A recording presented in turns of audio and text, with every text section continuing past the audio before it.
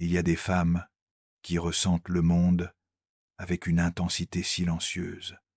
Elles perçoivent ce que les autres ne disent pas. Elles portent des douleurs qui ne leur appartiennent pas. Ce sont les femmes empathiques. Longtemps, elles croient que leur sensibilité est une faiblesse. Elles attirent des relations déséquilibrées, s'oublient pour apaiser l'autre et vivent dans un va-et-vient émotionnel qui les épuise. Mais un jour, quelque chose change. Une prise de conscience profonde se produit. Et lorsqu'une femme empathique décide de se guérir, ce n'est pas une simple transformation, c'est une révolution intérieure. Elle cesse d'absorber, elle commence à créer. Elle ne disparaît plus dans l'autre. Elle se découvre enfin. Ce voyage n'est pas une perte de sensibilité, mais une expansion de puissance. Écris en commentaire, je mérite de me guérir et de devenir plus grande que ma douleur. Et prépare-toi à voir l'empathie sous un nouveau jour. Selon Carl Gustav Jung, l'être humain est ému par un processus d'individuation, un chemin vers l'unité intérieure, où l'on devient pleinement soi-même en intégrant toutes les parts de son inconscient. La femme empathique, souvent perçue comme douce, disponible et tournée vers les besoins des autres, vit intensément dans le royaume de l'anima, l'archétype du féminin en nous tous. Pourtant, cette sensibilité peut devenir une prison si elle n'est pas consciente. La projection est un piège courant. Une femme empathique projette sur les autres leur potentiel, leur lumière, leur douleur, croyant qu'elle doit les réparer. Mais en réalité, elle fuit sa propre ombre, cette partie d'elle-même qui contient sa colère, son ambition, sa puissance non exprimée. Jung disait que l'ombre ignorée nous contrôle depuis l'inconscient. Lorsqu'elle commence à l'affronter, à l'intégrer, la femme ne devient pas moins sensible, elle devient entière. Se guérir signifie reconnaître que l'hyper-empathie n'est pas de l'amour, mais une forme de dissociation de soi. En retrouvant la connexion à son centre, elle cesse de vivre dans les projections. Elle récupère son énergie, se défait des rôles sacrificiels et accède à son soi, cette totalité unifiée que Jung décrit comme l'objectif ultime du psychisme. Et dans ce processus, elle découvre que l'amour véritable commence par l'ancrage en soi. Alors, elle n'est plus emportée par les vagues émotionnelles des autres. Elle devient l'océan lui-même. Il est facile de confondre l'amour avec l'habitude de se perdre dans l'autre. Pour la femme empathique, cela commence souvent dès l'enfance. Elle perçoit les humeurs des parents, ajuste son comportement pour apaiser les tensions, se rend invisible quand il faut, se montre douce quand l'ambiance est lourde. Ce conditionnement silencieux devient un réflexe. Aimer, c'est s'adapter. Aimer, c'est sentir les besoins des autres avant même qu'ils soient exprimés. Et ainsi, elle grandit avec l'idée que l'amour implique le sacrifice de soi. Mais ce n'est pas de l'amour, c'est une réponse de survie. L'hyper-empathie, quand elle n'est pas consciente, devient une manière de rechercher la sécurité émotionnelle. Elle capte les douleurs des autres pour éviter de confronter les siennes. Elle anticipe les colères, absorbe les souffrances, s'oublie totalement. C'est un amour conditionnel, basé sur l'idée que, si elle donne assez, elle sera enfin vue, choisie, aimée en retour. Carl Jung nous enseigne que ce que nous refusons de voir en nous-mêmes, nous le projetons à l'extérieur. L'hyper-empathie devient ainsi un terrain fertile pour la projection. Elle voit chez l'autre une blessure qu'elle cherche à réparer, mais c'est sa propre blessure qu'elle fuit. Elle tombe amoureuse de potentiel, s'attache à des personnes qui ont besoin d'être sauvées, tout en croyant que c'est de l'amour. Mais en réalité, c'est une tentative inconsciente de se sauver elle-même à travers l'autre. L'illusion de l'amour se manifeste aussi dans le besoin d'être nécessaire. Elle se sent valorisée Lorsqu'elle peut aider, soigner, conseiller, cela lui donne une place. Mais ce rôle finit par l'épuiser, car il est déséquilibré. Elle donne sans recevoir. Elle comprend sans être comprise. Elle pardonne même quand cela la détruit. Et elle appelle cela de la compassion. Pourtant, au fond, ce n'est pas de l'amour. C'est une peur profonde d'être abandonnée si elle cesse d'être utile. La guérison commence lorsque cette femme comprend que l'amour authentique n'efface pas l'individualité. Il ne demande pas la disparition de soi. Il ne s'agit pas d'être toujours disponible, ni d'absorber les émotions de l'autre comme une éponge. Aimer, ce n'est pas s'anéantir. L'amour, dans sa forme la plus pure, permet l'altérité. Il respecte les limites. Il se construit sur la vérité de l'être, pas sur une stratégie de survie émotionnelle. Quand une femme empathique commence à se guérir, elle regarde en face cette illusion. Elle voit comment elle a appelé amour ce qui était en réalité un besoin de validation. Elle prend conscience qu'elle a confondu fusion et connexion, que l'intensité émotionnelle ne signifie pas forcément profondeur, et que le chaos émotionnel n'est pas une preuve d'amour, mais souvent un signe de déséquilibre intérieur. Cette lucidité ne vient pas sans douleur. Il faut du courage pour déconstruire les histoires qu'on s'est racontées. Il faut de la tendresse pour soi-même afin de ne pas transformer cette prise de conscience en culpabilité. Jung nous rappelle que l'individuation passe par l'acceptation de notre complexité. Cela implique de reconnaître que ce que nous avons appelé amour n'était parfois qu'un miroir de notre propre oubli, mais dans cette vérité se trouve une immense liberté. Car une fois que la femme empathique cesse de confondre amour et hyper-responsabilité émotionnelle, elle peut apprendre à aimer autrement. Elle peut apprendre à rester présente sans se perdre, à écouter sans absorber, à offrir sans se sacrifier.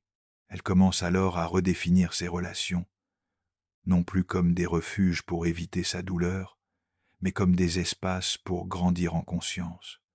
Et c'est là que naît un nouvel amour, un amour enraciné dans l'équilibre, la présence et le respect mutuel, un amour dans lequel elle ne s'efface pas, mais rayonne. Pendant longtemps, la femme empathique fuit ce qui l'habite en silence. Elle redoute la colère, la jalousie, l'ambition, la sensualité brute, la rage, la force. Elle préfère incarner la douceur, la patience, l'écoute des qualités précieuses, certes, mais qui deviennent des prisons lorsqu'elles sont utilisées pour masquer les parties d'elle qu'elle juge inacceptables. Ce rejet intérieur, Carl Jung l'appelle l'ombre. Tout ce que l'on refoule dans l'inconscient, parce que cela dérange notre image idéale de nous-mêmes. Et l'ombre n'est pas forcément mauvaise, elle est simplement inconfortable, souvent puissante, parfois lumineuse. Mais tant qu'elle reste ignorée, elle prend le pouvoir depuis l'obscurité. La femme empathique, en évitant son ombre, reste fragmentée. Elle attire à elle des personnes qui incarnent ce qu'elle refuse d'être. Elle les juge parfois, les envient souvent, ou bien se soumettent à leur autorité en silence. C'est le jeu des projections. Ce n'est pas par hasard qu'elle tombe sur des partenaires autoritaires, égoïstes, égocentriques ou émotionnellement indisponibles. Ils incarnent symboliquement la partie d'elle qu'elle a étouffée. Ce n'est qu'en les confrontant, non pas avec révolte, mais avec lucidité, qu'elle peut comprendre que l'ombre n'est pas l'ennemi. C'est une partie d'elle qu'elle a abandonnée pour survivre. Rencontrer l'ombre, c'est arrêter de se mentir. C'est reconnaître qu'elle peut être en colère, qu'elle peut avoir des désirs puissants, une ambition profonde, une envie de liberté farouche. C'est oser dire non, poser des limites, assumer son besoin de reconnaissance, son intensité, sa sexualité, sa voix, toutes ces choses qu'elle a peu, être jugée comme égoïste ou honteuse.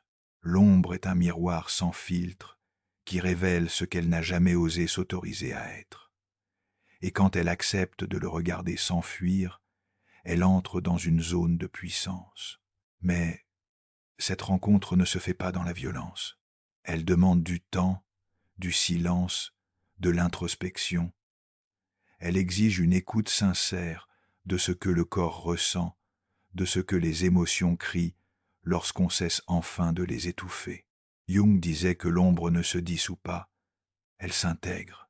Cela signifie que cette femme n'a pas à devenir dure, froide ou autoritaire pour être forte. Elle n'a pas à renier sa douceur, mais à lui ajouter de la structure. Elle n'a pas à effacer son empathie, mais à l'équilibrer avec de la clarté. En affrontant son ombre, elle transforme la douleur en matière première. Elle cesse de voir ses failles comme des blessures à cacher et les reconnaît comme des portes vers son authenticité. Elle comprend que son histoire, aussi marquée soit-elle par l'abandon, le rejet, la trahison ou l'humiliation, peut devenir un territoire sacré de transformation, car, en traversant l'obscur, elle trouve sa lumière la plus vraie, celle qui ne dépend plus de la validation extérieure, mais qui émane de l'intérieur. Et c'est là que la vraie puissance naît, non pas celle qui écrase, mais celle qui rayonne. Une force tranquille, enracinée, solide, une présence qui n'a plus besoin de se justifier, de s'expliquer, de s'excuser d'exister. Cette puissance est silencieuse, mais elle est impossible à ignorer. Elle redéfinit sa posture dans le monde, sa manière de parler, de marcher, de choisir, d'aimer. La rencontre avec l'ombre est un acte de courage radical. Elle brise les masques de la perfection, de la gentillesse stratégique, de la disponibilité éternelle. Elle rend l'existence plus vraie, plus vibrante, plus habitée, et surtout, elle libère, car une femme qui a accepté d'être entière, avec ses ombres, ses lumières, ne peut plus être enfermée. Elle devient imprévisible, vivante, entière. Elle cesse de chercher à être aimée pour commencer à s'aimer. Et dans cette alchimie, sa douleur passée se métamorphose en feu sacré. Quand une femme empathique entame un processus de guérison profond, elle ne se contente pas de soigner ses blessures relationnelles ou de poser des limites. Elle entre dans une transformation archétypale, un mouvement intérieur qui l'amène à réconcilier les polarités fondamentales de son être. Carl Jung parlait de l'anima et de l'animus, les représentations du féminin et du masculin psychologique présents en chacun de nous, indépendamment du genre. Chez la femme, l'animus, principe masculin intérieur, joue un rôle crucial dans son autonomie, sa capacité à affirmer sa pensée, à se positionner dans le monde, à construire, décider, structurer. Mais lorsque cette énergie n'a pas été développée ou a été refoulée, elle se manifeste de manière déséquilibrée ou projetée à l'extérieur. La femme empathique, souvent immergée dans l'énergie de l'anima, intuition, sensibilité, écoute, réceptivité, peut grandir dans une société ou un environnement familial où cette orientation est valorisée uniquement si elle reste docile, discrète, sacrificielle. Elle apprend à exister dans la fluidité émotionnelle, mais pas dans la solidité intérieure. Elle devient experte dans l'adaptation, mais se perd lorsqu'il s'agit d'agir pour elle-même. Dans ce contexte, son animus reste dans l'ombre, immature, inexprimé. Et plutôt que de développer cette force intérieure, elle la projette à l'extérieur, attirant des hommes ou des figures d'autorité qui prennent en charge ce que son psychisme n'a pas encore intégré. Ces figures peuvent devenir dominantes dans sa vie, des partenaires qui décident pour elle, des guides qu'elle idéalise, des figures masculines à qui elle confie inconsciemment son pouvoir. Et tant que cette polarité intérieure reste déséquilibrée, elle vit une tension soit elle s'épuise à être trop dans le ressenti, incapable de structurer ses choix, soit elle adopte un mode d'action brusque, presque défensif, qui ne lui ressemble pas. La guérison véritable commence lorsque cette femme cesse de chercher à l'extérieur ce qu'elle peut incarner elle-même. Elle ne rejette pas l'animus, mais elle cesse de le projeter. Elle commence à l'apprivoiser, à l'intégrer. Ce processus est subtil. Il ne s'agit pas de devenir dure ou masculine au sens social du terme, mais de faire de la place en soi pour une énergie de clarté, de direction, de discernement. L'animus mature ne combat pas l'anima, il la soutient. Il lui donne un socle, une voie, une direction. La femme réconciliée avec ses polarités n'est plus ballottée entre passivité et rébellion. Elle sait écouter, mais aussi parler. Elle sait accueillir, mais aussi agir. Elle n'attend plus qu'on la sauve, car elle s'est choisie elle-même. Son animus ne la pousse pas à dominer, mais à se respecter. Il l'aide à prendre des décisions alignées, à mettre en œuvre ses idées, à aller jusqu'au bout de ses intuitions. Il devient le protecteur de sa sensibilité, et non son bourreau. Cette union intérieure crée une nouvelle posture dans le monde. La femme n'est plus divisée. Elle n'est plus dans un rôle ou une attente. Elle devient créatrice de sa réalité, capable d'habiter son espace sans avoir besoin de l'approbation extérieure. Elle ne craint plus le rejet, car elle ne rejette plus aucune partie d'elle-même. Et cette unité la rend magnétique. Sa parole devient plus assurée, ses choix plus nets, son énergie plus enracinée. Elle attire non plus selon un schéma de compensation, mais depuis une conscience unifiée. C'est ainsi que l'individuation, concept central chez Jung, prend forme concrète en unifiant les opposés, en intégrant les aspects apparemment contradictoires de la psyché. La femme qui se guérit ne choisit plus entre douceur et force, entre intuition et action. Elle devient tout cela à la fois. Et c'est cette totalité retrouvée qui lui permet d'exister pleinement, non plus en réponse aux attentes du monde, mais en fidélité à sa vérité intérieure. La guérison d'une femme empathique n'est pas une simple réparation de ce qui a été brisé. Ce n'est pas un retour à un état antérieur, ni une tentative de redevenir celle qu'elle était avant la blessure. C'est une traversée. Et de l'autre côté de cette traversée, ce n'est pas une version corrigée d'elle-même qui émerge, mais une femme nouvelle, une femme consciente, libre et habitée par une force qu'elle ne soupçonnait même pas posséder. C'est la naissance du soi, ce noyau profond décrit par Carl Jung comme la totalité psychique, le centre unificateur de l'ombre et de la lumière, du féminin et du masculin, de la blessure et de la sagesse. Ce processus ne se produit pas d'un seul coup. Il ne dépend pas d'un moment spectaculaire, mais d'un enchaînement de petits choix, celui de ne plus fuir, de ne plus plaire à tout prix, de dire non même avec la voix qui tremble, de rester quand c'est inconfortable, de partir quand c'est nécessaire. Chaque décision alignée devient un pas vers elle-même, et peu à peu, les anciens schémas se défont. Elle ne cherche plus l'amour dans la douleur, ni la reconnaissance dans l'effacement. Elle se redéfinit. Dans cette renaissance, l'extérieur peut résister. Certains liens se distendent, certains environnements deviennent trop étroits. Ceux qui profitaient de son ancienne version ne reconnaissent plus la nouvelle, mais elle n'a plus besoin d'être comprise. Elle n'a plus besoin d'être acceptée, car elle s'est acceptée elle-même. Elle a appris à écouter sa propre voix au lieu de l'écho des autres. Ce qu'elle ressent n'est plus un fardeau, mais une boussole. Ce qu'elle désire n'est plus un luxe, mais un droit. Le soi ne cherche pas à plaire. Il cherche la cohérence. Et cette cohérence intérieure crée une paix que rien de l'extérieur ne peut offrir. Elle cesse de vivre dans le manque, dans la quête, dans l'attente. Elle ne comble plus les vides affectifs par des attaches toxiques, car elle n'est plus vide, elle est pleine d'elle-même, non pas dans l'ego, mais dans l'intégrité.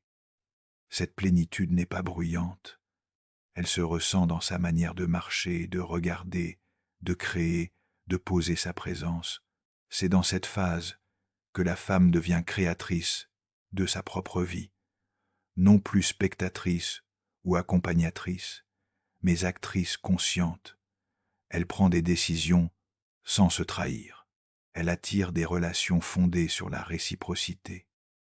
Elle rayonne sans effort, et cela ne signifie pas qu'elle ne doute jamais ou qu'elle n'a plus de blessures.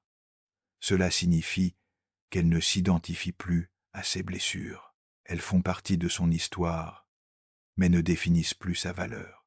Le soi est la rencontre avec l'essence, ce qui reste quand tout le reste a été traversé. C'est un espace intérieur où la femme n'a plus besoin de jouer un rôle. Elle n'est plus la sauveuse, la parfaite, la douce à tout prix. Elle peut être forte, tendre, sauvage, vulnérable, libre. Elle est entière. Et cette entièreté est la source de son magnétisme. On ne peut pas manipuler une femme qui s'est retrouvée. On ne peut pas la dominer, ni la séduire avec du vide, car elle a vu l'envers des masques. Elle a connu ses propres ténèbres. Et c'est précisément cette lucidité qui la rend puissante. Dans cette nouvelle version d'elle-même, la femme empathique n'abandonne pas son cœur sensible. Elle l'élève. Elle lui offre des racines, une direction, un espace pour fleurir. Elle cesse d'être à la merci des émotions des autres et devient maîtresse de son énergie. Elle choisit ce à quoi elle dit oui. Elle se donne la permission d'être, de briller, de créer sans s'excuser. Elle n'attend plus qu'on lui donne l'autorisation d'exister pleinement. Et à travers cette transformation, elle devient bien plus qu'une femme réparée. Elle devient une femme éveillée, une femme souveraine, une femme qui, au lieu de chercher à se fondre, choisit de se révéler. Guérir n'est pas un chemin linéaire. C'est une descente courageuse dans les profondeurs de soi, une traversée des illusions, des douleurs, des schémas inconscients. Pour la femme empathique, ce voyage est une initiation. Elle ne perd pas sa sensibilité, elle la transforme. Elle ne rejette pas son passé, elle le transmute. Ce qu'elle découvre au bout de ce chemin, ce n'est pas une version plus forte d'elle-même, mais une version plus vraie. Elle devient une femme qui sait se tenir debout dans la tempête, sans se renier. Une femme capable d'aimer sans se dissoudre. Une femme qui n'a plus peur de sa propre lumière, ni de ses parts d'ombre. En elle, s'est éveillée une présence nouvelle, celle du soi unifié, ancré, libre. Et si tu es en chemin, sache ceci, tu ne te perds pas, tu te retrouves, tu ne deviens pas quelqu'un d'autre, tu redeviens toi-même, enfin. Si ce message a résonné en toi, abonne-toi pour recevoir plus de contenu profond et transformateur. Et regarde la vidéo qui s'affiche maintenant à l'écran. Elle prolongera ton voyage intérieur. Ta transformation ne fait que commencer.